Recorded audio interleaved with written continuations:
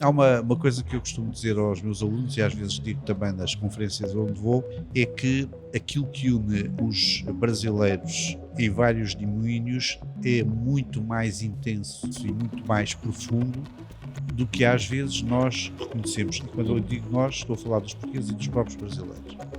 O Chega tem, como se sabe, defendido a prisão perpétua, que é algo que Portugal já não conhece há bastante tempo. Medidas duras contra imigrantes. Medidas duras contra várias classes e categorias sociais. Parece óbvio que existem alguns riscos.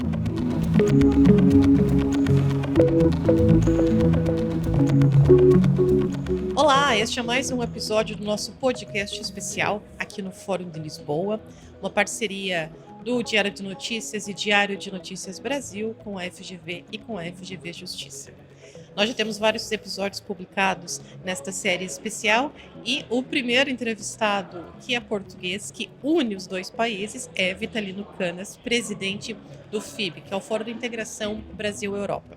Acho que é a pessoa perfeita para representar esses dois países e aquilo que representa o evento. Vitalino, seja muito bem-vindo ao nosso podcast. Imaginava que alguma vez o Fórum de Lisboa ia ganhar essa dimensão? Eu acompanho o Fórum de Lisboa, não desde o início, mas desde um bocadinho antes da pandemia. Depois houve uma interrupção causada pela pandemia, portanto não se pôde fazer o Fórum durante 2 ou 3 anos. Acompanho antes e ele já estava em crescendo, já estava em crescimento.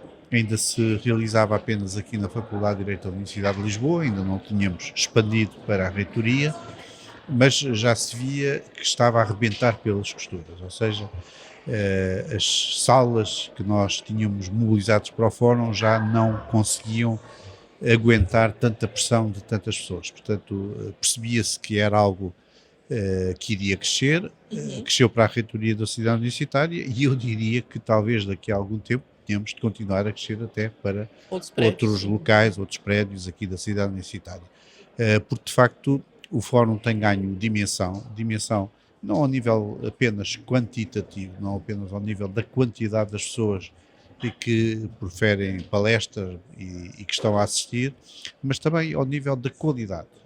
Eu acho que as pessoas que hoje vêm ao Fórum de Lisboa não vêm ouvir banalidades, não vêm ouvir discursos preparados, escritos, muito certinhos do ponto de vista formal, não, vêm para ouvir grandes intervenções, diálogo entre os palestrantes e sair daqui com algumas ideias para elas próprias desenvolverem. Portanto, parece-me que o Fórum de Lisboa é uma fórmula vencedora, a parceria entre estas instituições resulta bem e é uma fórmula que vai continuar a crescer. Sim, e nós já tivemos aqui algumas entrevistas em que falávamos também do fato do Fórum de Lisboa que tem iniciado como estritamente sobre direito e tem expandido para tantas outras áreas. Mas faz todo sentido, porque o direito isolado talvez não explique todas as coisas. Concorda que é preciso essa intersecção em outras áreas do conhecimento? Concordo e agora faço apelo à minha condição de professor aqui da Faculdade de Direito da Universidade de Lisboa para chamar a atenção que esta faculdade, no seu plano de cursos, historicamente, desde o início praticamente da sua formação, sempre foi uma instituição do ensino superior do direito que procurou conjugar o ensino do direito com o ensino de outras valências. Nós aqui na faculdade temos, nesta altura, correspondendo aliás a uma tradição, uma história da faculdade, nós temos 4 grupos científicos, jurídico-políticas e civilísticas, e depois temos um grupo de económicas e um grupo de históricas. Ainda fazendo apelo também à minha condição de professor, aqui, designadamente professor de Ciência Política, é uma das disciplinas que eu leciono aqui e praticamente desde que sou docente da faculdade, a ciência política em Portugal praticamente nasceu, o estudo da ciência política em Portugal praticamente nasceu aqui na Faculdade de Direito da Universidade de Lisboa. É claro que hoje existe ensino da ciência política, investigação da ciência política em muitas outras universidades e faculdades, mas ela praticamente nasceu aqui. E temos no corpo docente da faculdade, também historicamente, temos grandes docentes na área da economia, na área das finanças, na área da história, na área da filosofia. Portanto, essa condição multidisciplinar está no sangue, no gene da própria Faculdade de Direito da Universidade de Lisboa, Portanto, esse salto que referiu, e bem, foi um salto quase natural.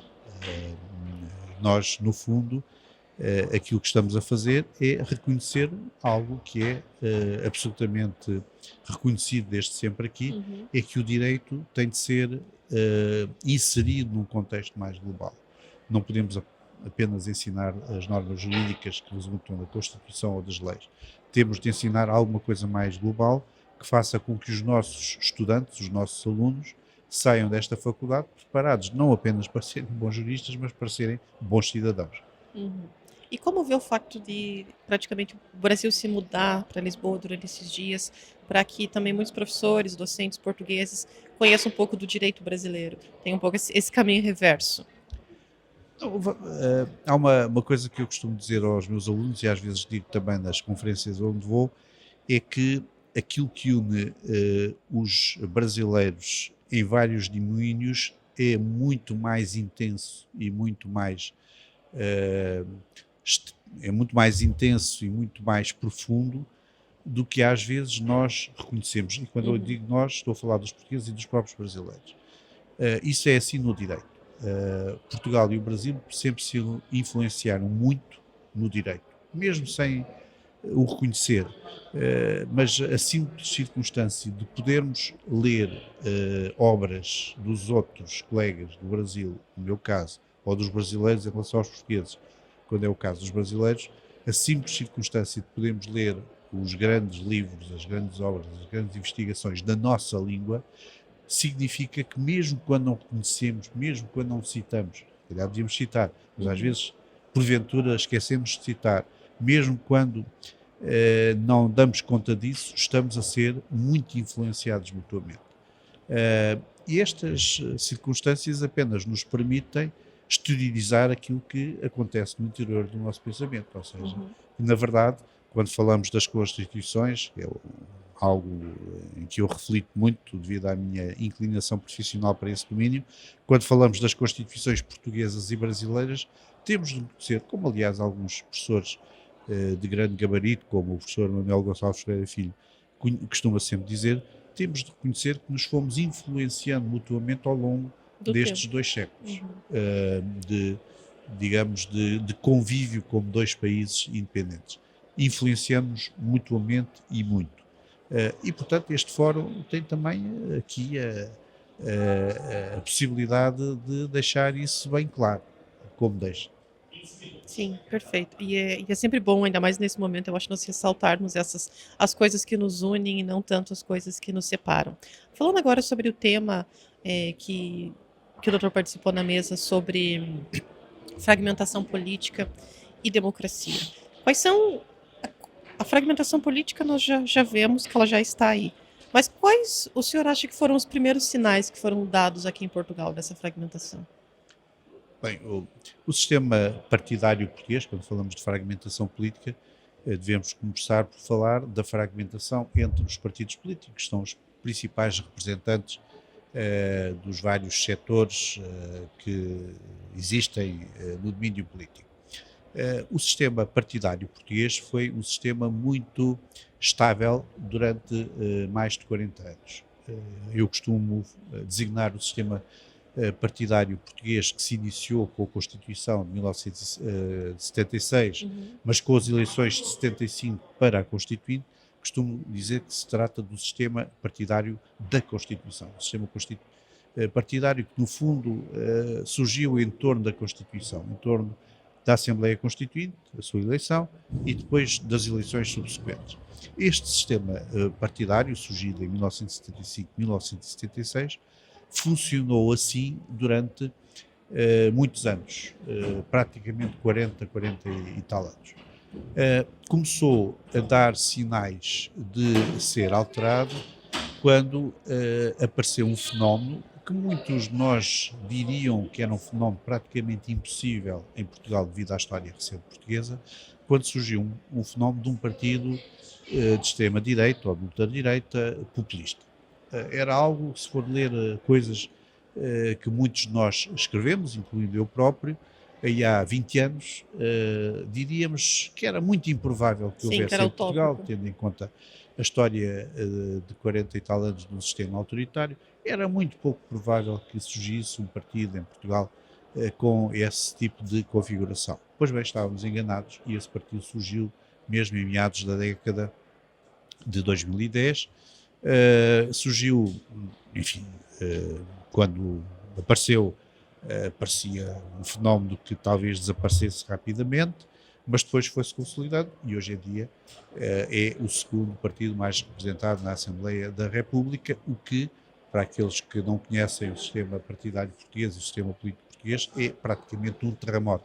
Porque desde as primeiras eleições democráticas em Portugal, em 1975, para a Constituinte, desde essa altura, só houve 2 partidos que ganharam eleições em Portugal.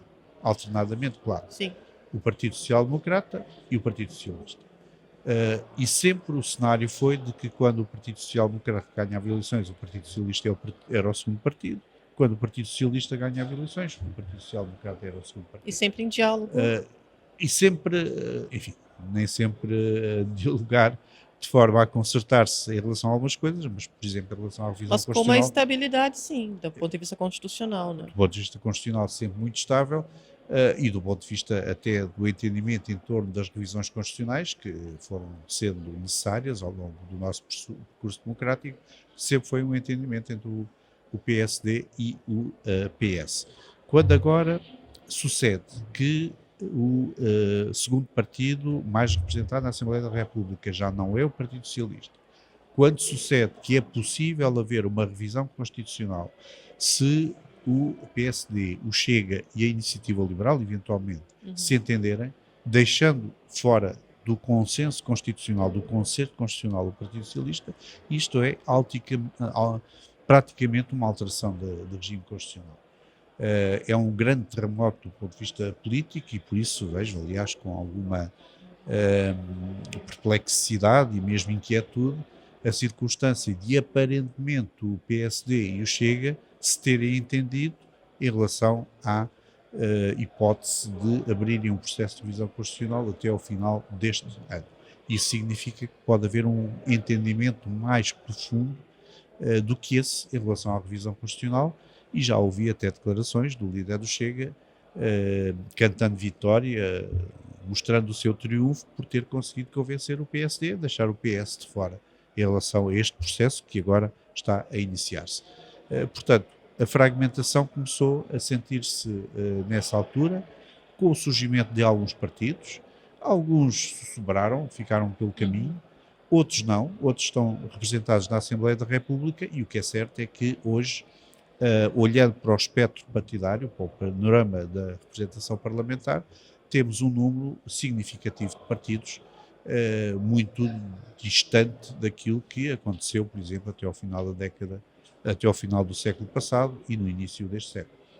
Mas, de forma concreta, até para explicar também para os que nos acompanham no Brasil, quais são os perigos, os riscos de uma revisão constitucional nesses moldes aqui?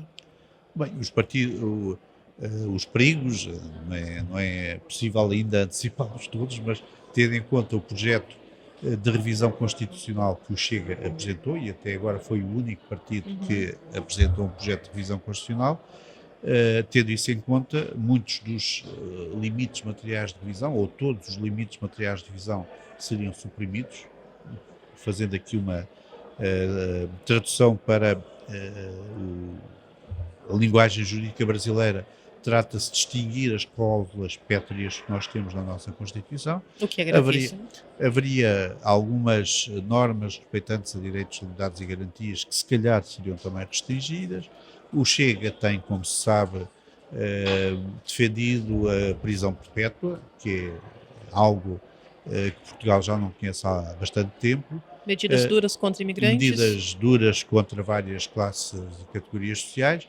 Portanto, parece óbvio que existem alguns riscos se houver uma revisão constitucional inclinada à direita e com uma forte componente da ultradireita.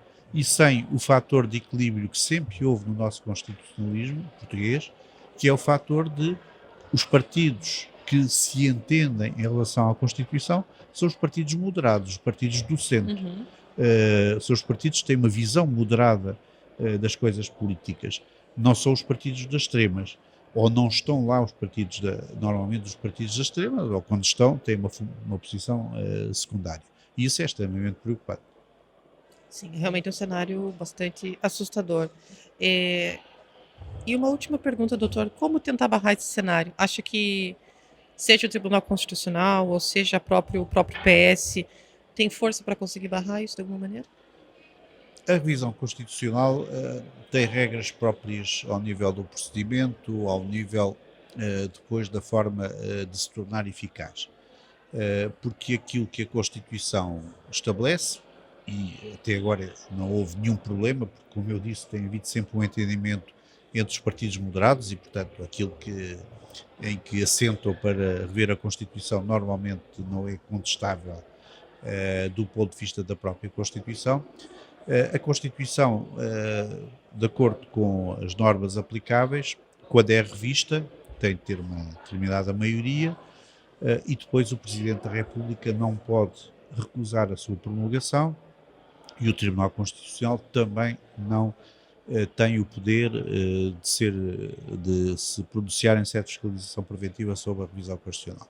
Isto é o que resulta da Constituição. Pois há alguns colegas meus constitucionalistas que vão dizendo que há algumas situações relativamente extremas e atípicas. O Presidente da República pode recusar a promulgação e o Tribunal Constitucional pode ser suscitado a fazer a apreciação preventiva. Mas eu não sou, não me integro no grupo. Nesse grupo tenho muitas dúvidas em relação a isso. Depois será possível a fiscalização, as normas introduzidas na Constituição, serem eventualmente objeto daquilo que nós designamos de fiscalização abstrata sucessiva ou fiscalização concreta. Porque as normas introduzidas através de revisão constitucional, ou melhor dizendo, os processos de revisão constitucional têm de estar também de acordo com a Constituição. Nós dizemos que o poder de revisão constitucional é um poder derivado da própria Constituição e, sendo um poder derivado, não podem ofender regras da Constituição sobre a revisão constitucional.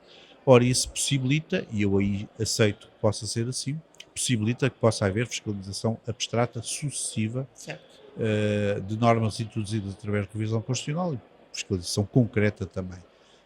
Mas não é possível, no nosso contexto atual, não é possível evitar que as normas introduzidas através da revisão constitucional entrem em vigor.